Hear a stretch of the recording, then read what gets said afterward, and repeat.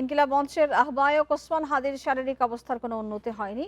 গুলির ছোট অংশ মস্তিষ্কে রয়ে গেছে বলে নতুন সিটি স্ক্যান রিপোর্টে ধরা পড়েছে। তবে হাদির কিডনি সচল আছে। রোববার দুপুরে মেডিকেল বোর্ডের বৈঠক শেষে জানান এইসব তথ্য ডক্টর আব্দুল আহাদ। বলেন, হাদিকে বিদেশে নেওয়ার বিষয়ে সিদ্ধান্ত নেবে পরিবার। ওসমান হাদির শারীরিক অবস্থা নিয়ে আরো জানাতে এভারকের হাসপাতালের সামনে থেকে যোগ দিচ্ছেন সহকর্মী শিকদার মেহেদী হাসান। শিকদার মেহেদী হাসান, আমরা যতটুকু লাস্ট আপডেট জেনেছি যে তার একটা সিটি স্ক্যান হয়েছিল এবং গুলির ছোট অংশ তার মস্তিষ্কে রয়ে গেছে। নতুন কোনো তথ্য আছে কিনা এবং তার পরিবার থেকে উন্নত চিকিৎসার জন্য তাকে দেশের বাইরে নেওয়ার সিদ্ধান্তের বিষয়ে একটা অপেক্ষার বিষয় আমরা জেনেছি। মেডিকেল বোর্ড কি বলছে?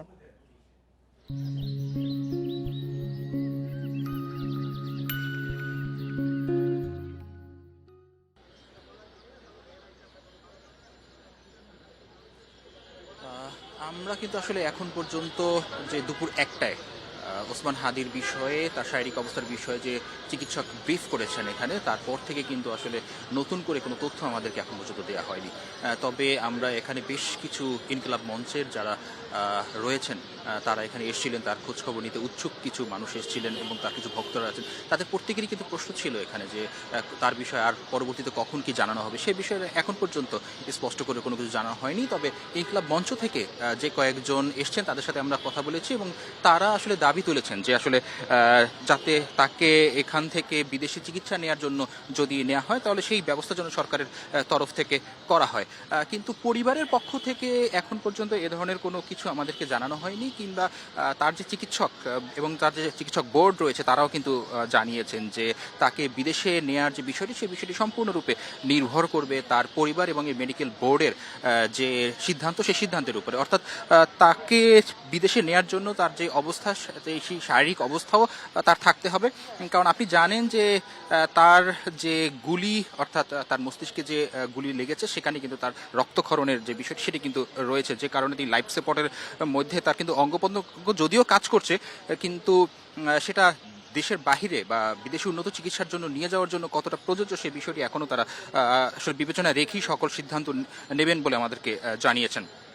আর এছাড়া কিন্তু আমরা আরও জানি যে ভারত থেকে ইনকিলাব মঞ্চের বিভিন্ন নেতাদেরও কিন্তু ইতোমধ্যে হুমকি দেয়া হচ্ছে, যে তাদের বিভিন্ন ধরনের হুমকি তাদের তরফ থেকে আসছে, এ ধরনের অভিযোগও কিন্তু তারা করছে। তো এই মুহূর্তে আসলে তাকে যে বিদেশে নেয়া কিংবা ইনকিলাব মঞ্চ থেকে কোনো ধরনের কোনো দাবি তোলা। ইনকিলাব মঞ্চের কারা কারা এসেছেন, এর মধ্যে আরো কেউ আসবেন কিনা এবং পরিবারের সদস্যরা এখানে কারা কারা আছেন, তাদের কোনো বক্তব্য নতুন করে জানবার কোনো সুযোগ হয়েছে কিনা?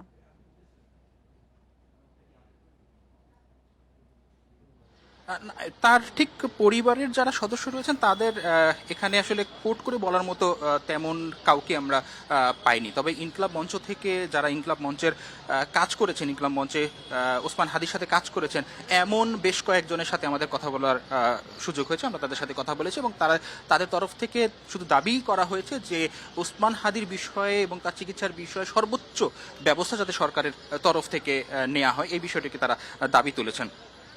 এবং আপনাকে যদি আমি আরেকটু বলি যে সিঙ্গাপুরের মাউন্ট এলিজাবেথের কিন্তু রিপোর্ট, তার যে সিটি স্ক্যান রিপোর্ট সেটি কিন্তু পাঠানো হয়েছে, যদিও সে বিষয়টি এখন পর্যন্ত অপরিবর্তিতই রয়েছে এবং তার মাথায় কিন্তু গুলির ছোট কিছু অংশ এখনও রয়ে গিয়েছে, যে কারণে তার রক্তনালীর মাঝে আটকে আছে এই গুলির অংশগুলো।